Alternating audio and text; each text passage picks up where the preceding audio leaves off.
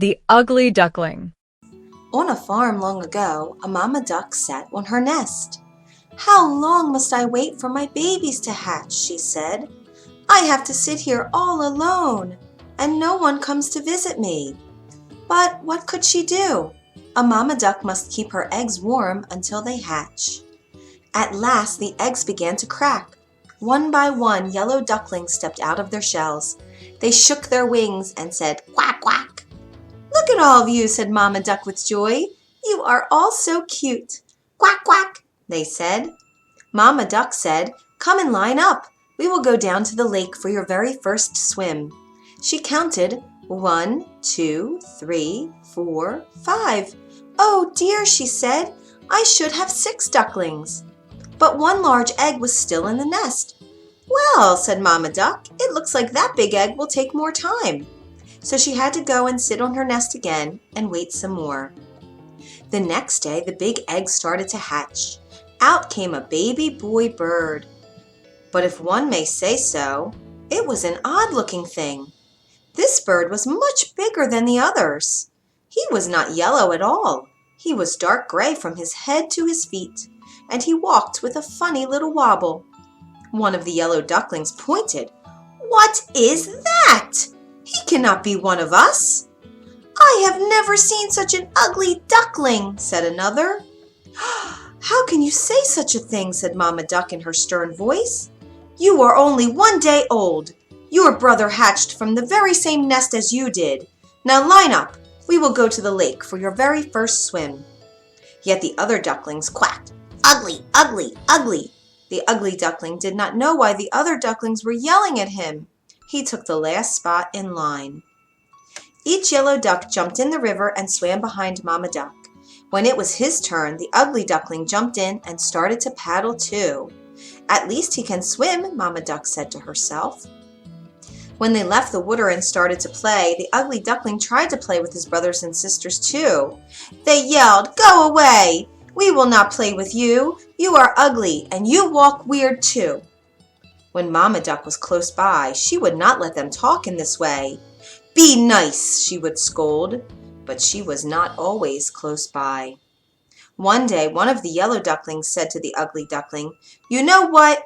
You would do us a big favor if you just went away from here." All of them started to quack, "Get out, get out, get out."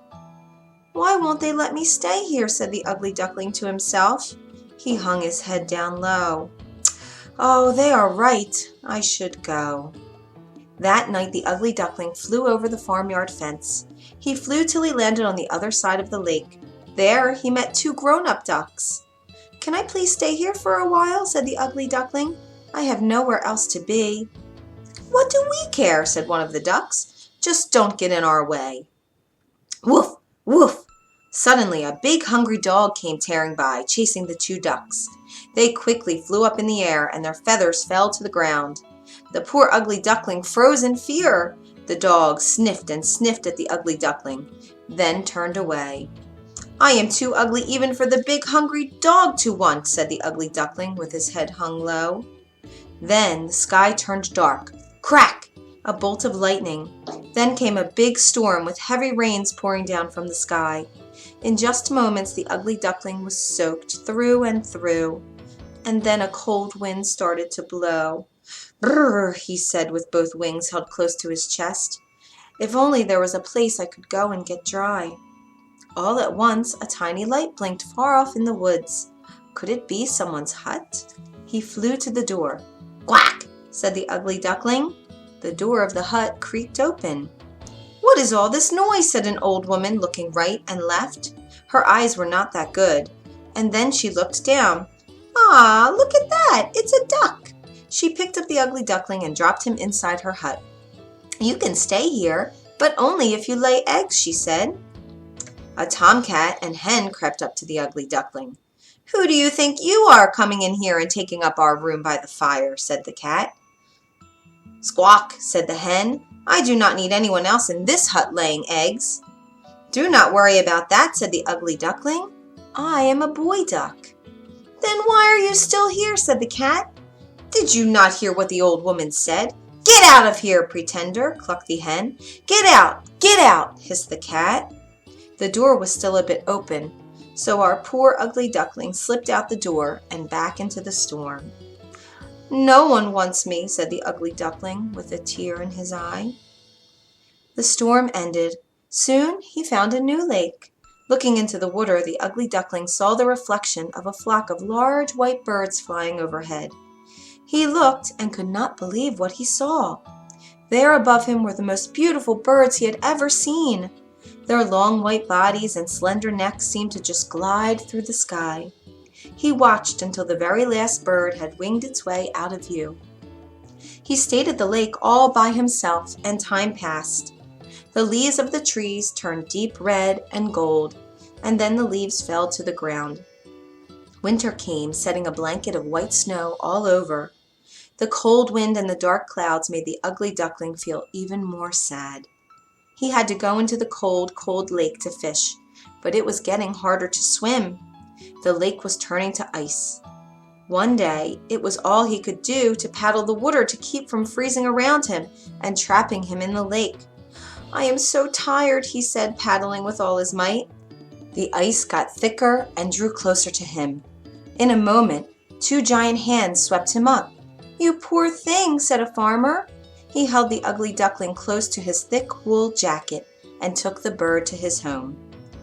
Never was a warm fireplace more welcome. For the rest of the winter, the farmer cared for the ugly duckling.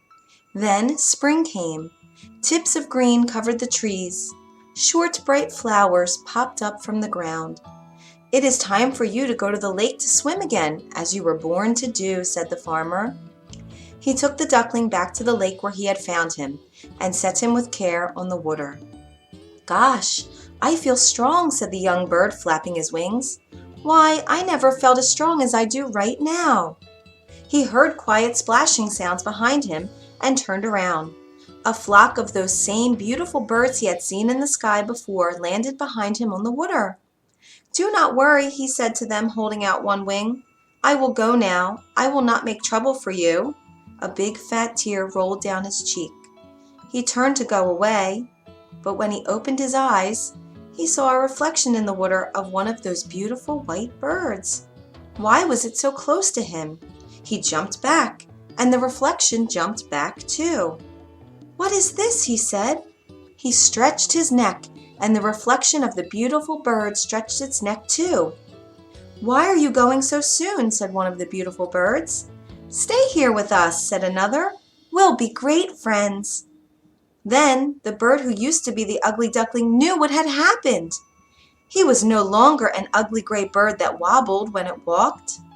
At one moment, all the swans flapped their wings and took off into the sky. "Come with us," one called back. "Take the lead." So he flapped his wings fast and took his place in front of the whole flock.